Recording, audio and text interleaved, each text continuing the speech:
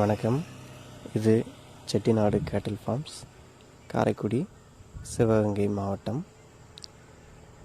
பதிவு தேதி February 16, 2025. வழக்கம் போல நமது பண்ணையில் இன்றைய புது வரவாக அனைவருக்கும் மிகவும் பிடித்த நிறம், நிறைய பேர் நம்மிடம் கேட்டிருந்த நிறத்தில் இரண்டாம் மீத்தில் மிக அழகான சுழி சுத்தமான நல்ல முக லட்சணம், கொம்பு லட்சணம், உடல் அமைப்பு, வீட்டு வளர்ப்புக்கு மிக அருமையான 8 மாத சினை நிறைவடைந்த ஒரு செவலை நிற இரண்டாம் மீத்து சினை குட்டை பசு இன்று விற்பனைக்கு வந்துள்ளது. தற்போது பசு 6 பல் தரத்தில் இருக்குது. 2ஆம் மீட்ரு, இனி போட போவது 2ஆம் மீட்ரு. இப்போது சினை 8 மாதம் நிறைவடைந்துள்ளது. தோராயமாக ஒரு 45 நாளிலிருந்து 50 நாளுக்குள் இனி கன்று ஈனும் தருவாயில் உள்ளது.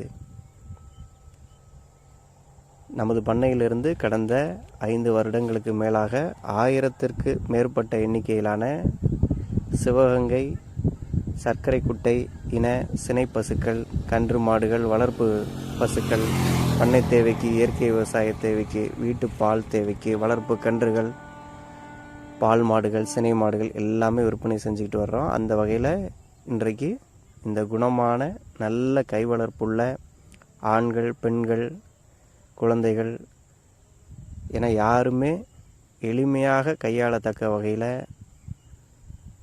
மடிக்கூச்சம் இல்லாத நல்ல கறவைத்திறன் உள்ள,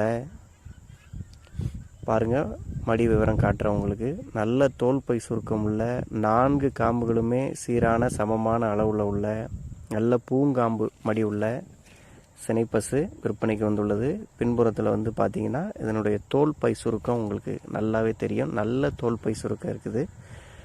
இதை வச்சே நம்ம சினை மாடுகளை ஓரளவு நல்ல முறையில் கணிக்க முடியும். இதனுடைய கறவைத்திறன் பார்த்தீங்கன்னா ஒரு நேரத்துக்கு 2 முதல் 2.5 லிட்டர் வரைக்கும் கூட கிடைக்கும். நல்ல கவனிப்பு, பராமரிப்பு இருந்துச்சுன்னா 2.5 லிட்டர் ஒரு நேரத்திற்கு கன்றுக்கு போக தாராளமாக நமக்கு கறவை கிடைக்கும். இது போன்ற குட்டையின மாடுகளினுடைய ஸ்பெஷல் என்னன்னு பார்த்தீங்கன்னா, இப்போ உங்களுக்கு முதல்ல சுழி விவரங்கள் காட்டிடுறோம். நெற்றியில் இருக்கக்கூடிய நெற்றி சுழி ஒரே சுழி, கொண்டையில் இருக்கக்கூடிய சுழி கொண்டை சுழி ஒரே சுழி ஸ்தானத்தில் சரியாக இருக்குது. அதுக்கு பிறகு முதுகில் தெம்மலுக்கு பின்னாடி இருக்க வேண்டிய சுழி ஒரே சுழி தான் சரியான ஸ்தானத்தில் கரெக்டாக அமைஞ்சிருக்குது. வேறு எந்த வித தவறான சுழிகளோ எதுவுமே மாட்டில் கிடையாது. எல்லா சுழிகளுமே ஸ்தானத்தில் சரியான முறையில் அமைஞ்சிருக்கு.